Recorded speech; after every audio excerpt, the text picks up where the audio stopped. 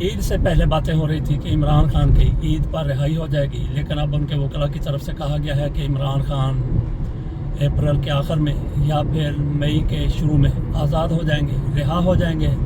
تو بات وہی ہے جس طرح سے اس حکومت کا خاتمہ، شہباز شریف کی حکومت کا خاتمہ، وہ ان لوگوں کی مرضی پر ہے جو ان کو لے کر آئے ہیں۔ اسی طرح سے عمران خان کی اگر رہائی ہونی ہے، جیسا کہ عمران خان پر مقدمات تھے، وہ سب کے سامنے ہے کیسے مقدمات تھے، لیکن ان میں عمران خان کو سزا ہو گئی۔ تو عمران خان کی رہائی بھی انہی کوفتوں کی آشیرواد سے ہو سکتی ہے۔ تو عمران خان کو اگر ان مقدمات سے بری کر دیا جاتا ہے، جیسا کہ نظر آ رہا ہے بری کر دیا جاتا ہے، بے گناہ قرار دے دیا جاتا ہے، تو بھی عمران خان کی رہائی ممکن نہیں ہے، کیونکہ عمران خان پر 200 کے قریب مقدمات ہیں، ایک میں چھوڑے جائیں گے، دوسرے میں پکڑے جائیں گے۔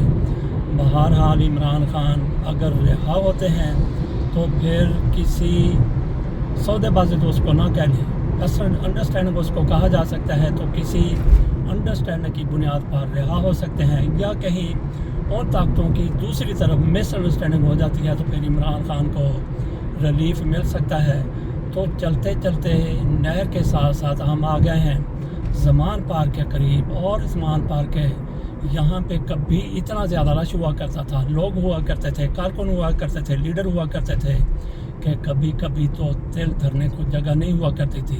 اور یہ وہی جگہ ہے یہاں پہ ضلع شاہ بھی آیا کرتا تھا، ہم بھی یہاں پہ آیا کرتے تھے، کئی مرتبہ ضلع شاہ سے ملاقات ہوئی۔ تو ضلع شاہ کی طرف سے ہر بار یہی کہا گیا کہ میری خواہش ہے، میری کوشش ہے کہ میرا عمران خان سے سامنا ہو جائے، ملنا ہو جائے، ان کے ساتھ ملاقات ہو جائے، لیکن ان کی بیچارے کی عمران خان کے ساتھ ملاقات نہ ہو سکی۔ یہ زمان پارک آ گیا ہے، یہاں پہ دیکھتے ہیں کہ کیا صورتحال ہے۔ یہ ہم یہاں پہ یہ بوریاں آپ کو لگی ہوئی نظر آ رہی ہیں سامنے، یہ انہی دنوں کی ہیں جن دنوں عمران خان یہاں پہ ہوا کرتے تھے، اور آپ نے دیکھا کہ کس طرح سے عمران خان کے گھر جانے والے راستہ بالکل نیلی چادروں سے سیل کیا گیا ہے، اور یہاں پہ اتنی زیادہ رونق ہوا کرتی تھی۔ تحریک انصاف کی خواتین دور دور سے آ کے یہاں پہ کورس کی صورت میں نعرے لگایا کرتی تھیں، اور ایم این اے کے ٹکٹ کے امیدوار وہ بھی دور دراز سے آ کے اپنے ساتھیوں کے ساتھ یہاں پہ حاضری دیا کرتے تھے۔ بلکہ یہاں پہ عمران کی حفاظت کے لیے جب کہا جاتا تھا کہ عمران خان کو گرفتار کیا جانا ہے، تو کارکن اور لیڈر پہلے آ کے یہاں پہ بیٹھ جاتے تھے، پہرے کی باقاعدہ باری لگائی جاتی تھی کہ آج کس علاقے کے لوگ یہاں پہ آئیں گے۔ یہ سامنے گراؤنڈ آ گیا، یہاں پہ خیمے لگا ہوا کرتے تھے جو عمران خان کی حفاظت کے لیے کارکن اور لیڈر ان خیموں میں بیٹھا کرتے تھے۔ آخری شاید یہاں پہ جو اجتماع ہوا تھا، یہاں پہ جو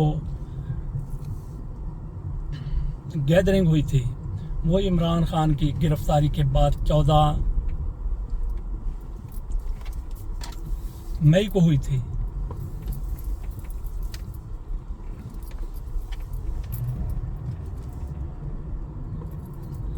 یہ ہم عمران خان کے گھر کے پیچھے سے ہو کے سامنے کی طرف نہر پر ایک بار پھر آ گئے ہیں۔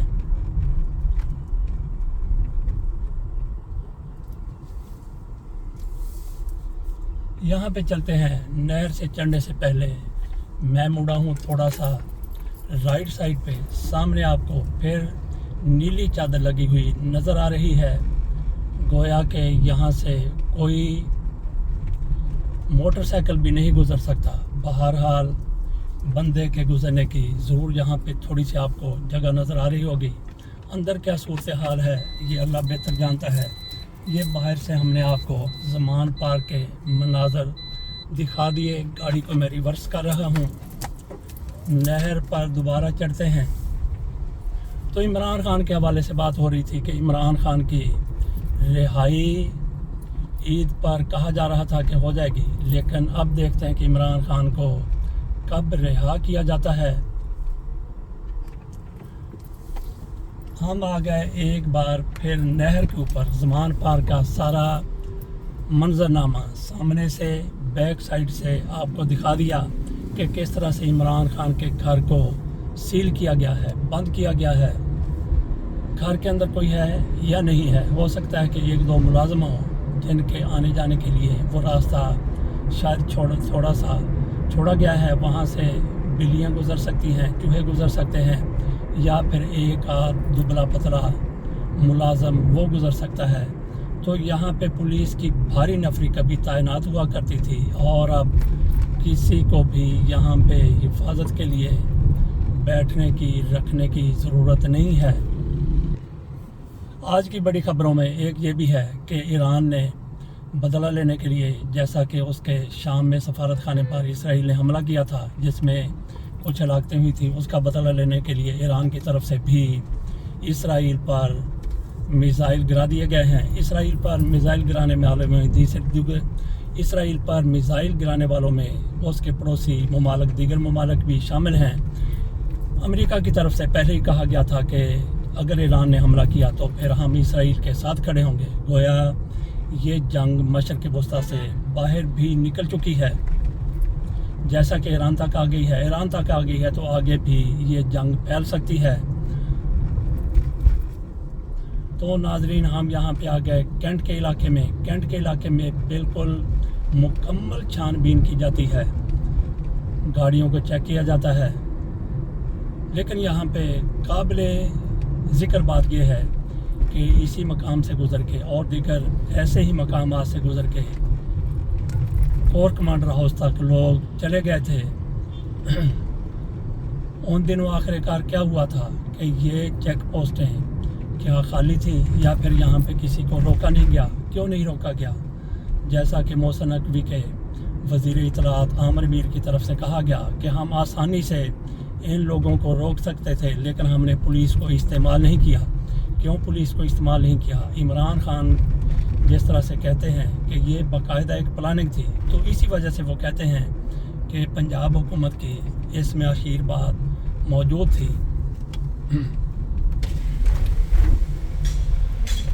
اس جگہ پہ عموماً رش بہت کم ہوتا ہے, لیکن دیگر جو پوائنٹس ہیں کینٹ میں جانے کے لیے وہاں پہ عموماً رش زیادہ ہوتا ہے.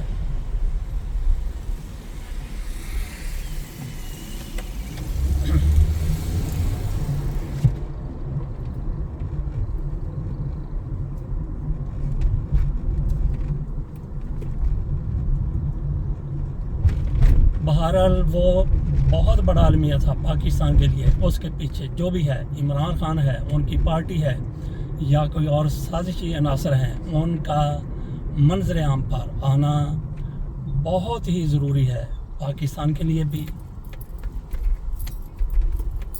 اور کسی کے لیے بھی. حقائق کا سامنے آنا نہایت ضروری ہے.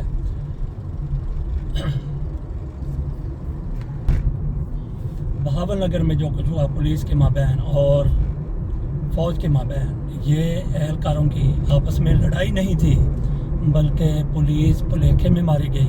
ان کو اگر پتہ ہوتا کہ یہ کسی فوجی کا گھر ہے, بلکہ یہ دو فوجی بھائیوں کا گھر تھا, تو کبھی بھی وہ پولیس وہاں پہ نہ جاتی, جس کی وجہ سے پولیس کو بالآخر ہزیمت کا سامنا کرنا پڑا, سکی کا سامنا کرنا پڑا, مار بھی کھائی, میتیں بھی کی. اس پر ہم اگلے ولاگ میں بات کریں گے. اجازت دیجیے, اللہ حافظ.